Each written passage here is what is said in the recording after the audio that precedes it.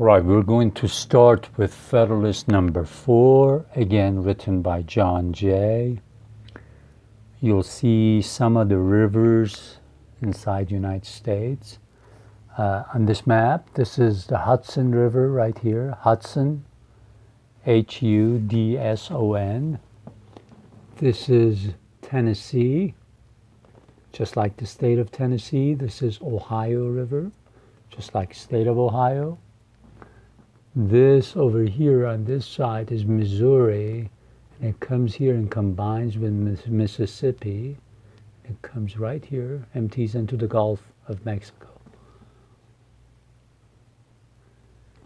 All right, I will start reading from number 4. He continues with what he was talking about in Federalist number 3. Okay, I'll start reading it.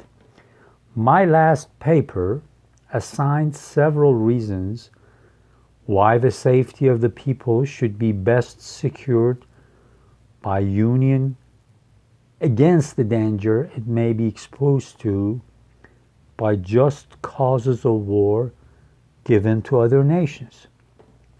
It says in the last paper, Federalist number 3, we talked about why being part of a union is much better than just being an individual state or even part of a confederacy when you have given a reason accidentally, or part of the state has given a reason to another nation for them to declare war on you for a just reason, for something that international law says it's okay. And those reasons show that such causes would not only be more rarely given, but also be more easily accommodated by a national government than either by the state governments or the proposed little confederacies. He says either way, if a war happens, the national government, the union, can better serve you, can better protect you, can better protect what is best for you in the future than a single state or even a confederacy composed of 3 or 4 states. So he said we talked about this in the last Federalist number 3.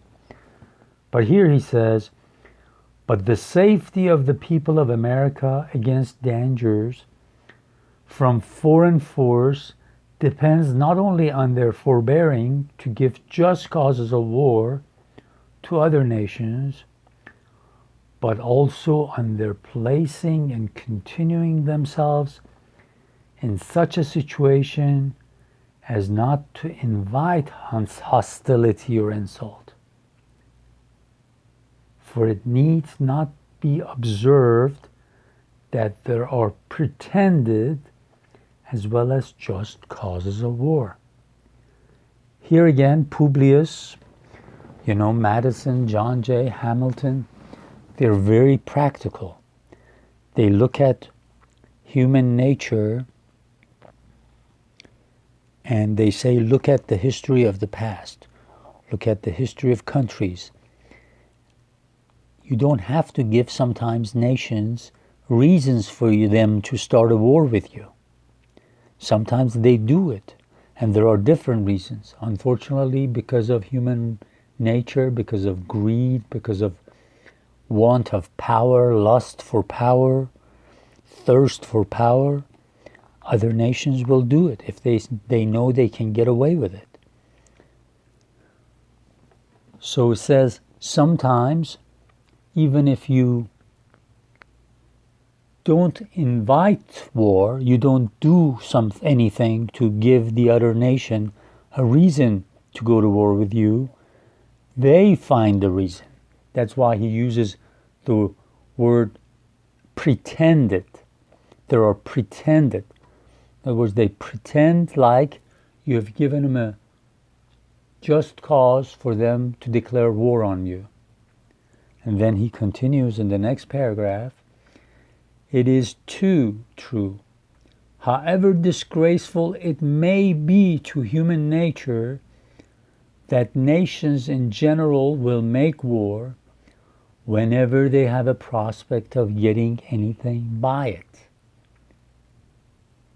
Nay, that absolute monarchs will often make war when their nations are to get nothing by it, but for purposes and objects merely personal, such as a thirst for military glory, revenge for personal affronts, ambition, or private compacts to aggrandize or support their particular families or partisans. He says, unfortunately, human nature, past history has shown that nations, even if you don't give them a reason, they'll start a war with you because they think there might be something in it for them. They might profit, they might benefit some from it.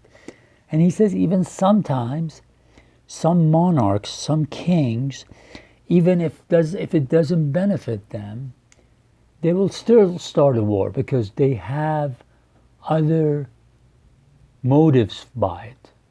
They have other motives. They want to show that they are strong, that they are glorious. They want to show that they come from a great family tree. Or they want to say that somebody in another nation has said something ugly about my family. Revenge for personal affronts. In other words, they feel like you have insulted them. So they want to go to war with you. Or they're just ambitious. They want power. Or they have other reasons, for family reasons. They might want to make some money out of it. Who knows? These and a variety of other motives, which affect only the mind of the sovereign, often lead him to engage in wars not sanctified by justice or the voice and interest of his people, but independent of these inducements to war, which are most prevalent in absolute monarchies, but which will deserve our attention, there are others which affect nations as often as kings, and some of them will on examination be found to grow out of relative situation and circumstance. So you see kings, absolute monarchs, the ones that they rule their country like they're tyrants, they'll find reasons to invade your country, to go to war with you, and they will not listen to a voice of reason. And he says, even if they are not absolute monarchs, there are other situations that other countries look for, other excuses that even countries that are not run by absolute monarchs look for to start a war. And we have to study them. We have to understand why that happens. We have to talk about it so that we can tell you why we wrote this Constitution the way we did, why we think this Constitution will create a union that is beneficial to you, that will preserve your liberty, that will give you